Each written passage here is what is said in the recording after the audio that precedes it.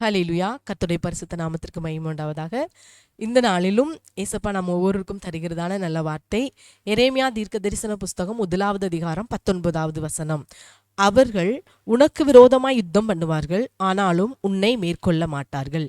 உன்னை ரட்சிக்கும்படி நான் உன்னுடனே இருக்கிறேன் என்று கர்த்தர் சொல்கிறார். ஆமேன். இந்த நாளிலும் உங்களுக்கு விரோதமாய் யார் யார் என்ன காரியத்தை கொண்டு வந்தாலும் அது இந்த நாளில் வாய்க்காதே போகும். ஆமேன். ஒரு சண்டை வருதா உங்களுக்கு விரோதமா, அதுல உங்களை யாரும் மேற்கொள்ள முடியாது. எந்த பிரச்சனையும் உங்களை மேற்கொள்ள முடியாதபடி கர்த்தர் உங்களோடு இருப்பாராம். அந்த யுத்தத்தில் நீங்க ஜெயிக்கும்படி கர்த்தர் உங்களோடு இருப்பாராம். உங்களுக்கு விரோதமா யுத்தம் பண்ணுவார்கள். உங்களுக்கு விரோதமா யுத்தமே வராதுன்னு ஏசப்பா சொல்லலை. யுத்தம் பண்ணுவார்கள். உங்களுக்கு விரோதமாக பிரச்சனை வரும், போராட்டம் வரும், மனுஷங்க கர்ஜிப்பாங்க, சத்துருக்கள் எழும்புவாங்க. ஆனாலும் உன்னை எதுவும் மேற்கொள்ள மாட்டாது. ஆமேன்.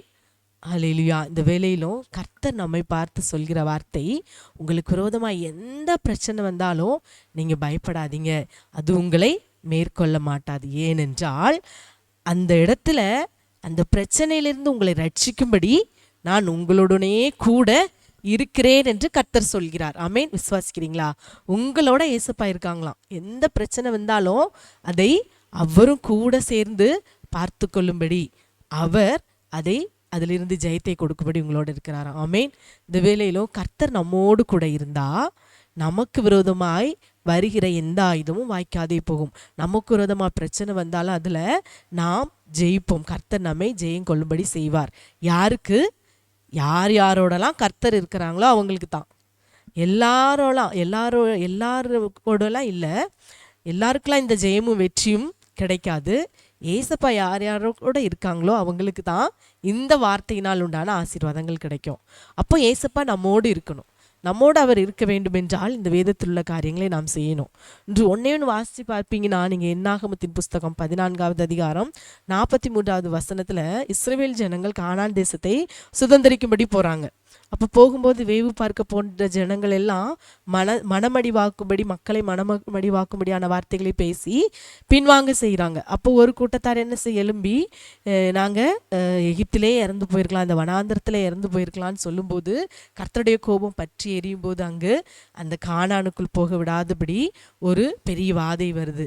அந்த நேரத்தில் இந்த ஜனங்கள் எல்லாம் விரோதமாய் பேசினவங்க, முந்தின நாள் விரோதமாக பேசினவங்க மறுநாள் என்ன சொல்கிறாங்க, நாங்கள் தப்பு பண்ணிட்டோம், ஏசப்பா எங்களோடு கர்த்தர் எங்களோடு இருக்காங்க, நாங்கள் என்ன செய்வோம், கானானை சுதந்திரிக்கும்படி போவோம் அப்படின்னு சொல்கிறாங்க. அப்படி போவோம்னு சொல்லும்போது மோசே சொல்கிறாரு இந்த வசனத்தில், நீங்கள் கர்த்தரை விட்டு பின்வாங்கினபடினால் கர்த்தர் உங்களோட இருக்க மாட்டார், நீங்கள் போகாதீங்க, நீங்கள் போனீங்கன்னா நீங்கள் ஜெயிக்க மாட்டீங்கன்னு சொல்கிறாங்க. ஆனாலும் இந்த ஜனங்கள் கேட்காதபடி, இல்லை கர்த்தர் எங்களோட தான் இருக்கார், நாங்கள் ஜெயிப்போம் அப்படின்னு சொல்லிட்டு போய் என்ன செய்கிறாங்க, அங்கு துரத்தப்படுகிறார்கள். இன்றைக்கு அருமையான தேவனுடைய பிள்ளைகளை, நம்மோடு கூட கர்த்தர் இல்லை என்றால் நாம் வாழ்க்கையில் வருகிற பிரச்சனைகளில் நாம் துரத்தப்பட்டு போவோம், நாம் ஜெயிக்க முடியாது. கர்த்தர் யாரோட இருக்க மாட்டாராம் இந்த வசனத்தில். அதை தான் நான் பார்க்கணும். நம்ம கர்த்தரை விட்டு பின்வாங்கினா அவங்களோட இருக்க மாட்டாராம்.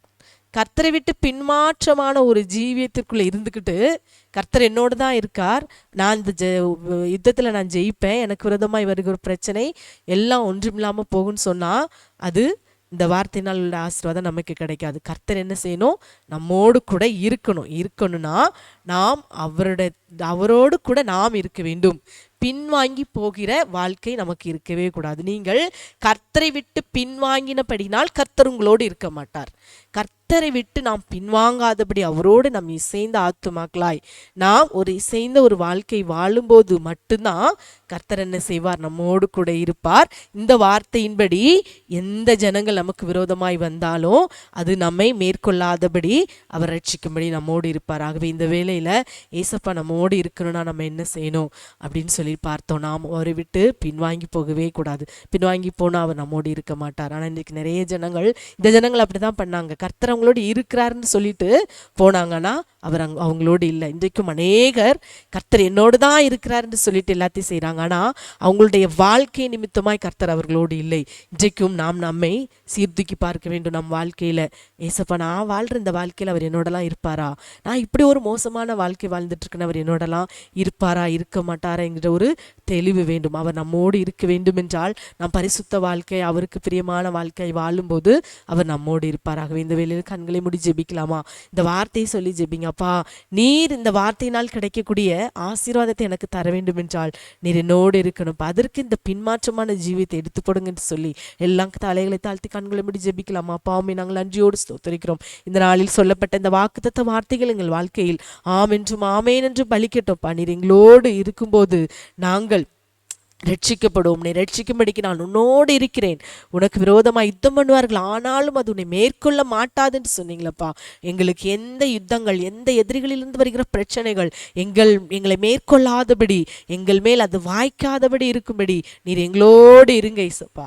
இசுவே, நீர் எங்களை விட்டு அப்பா, எங்களை விட்டு நீர் இல்லாதபடியான ஒரு வாழ்க்கை எங்களுக்கு வேண்டாம் இசப்பா.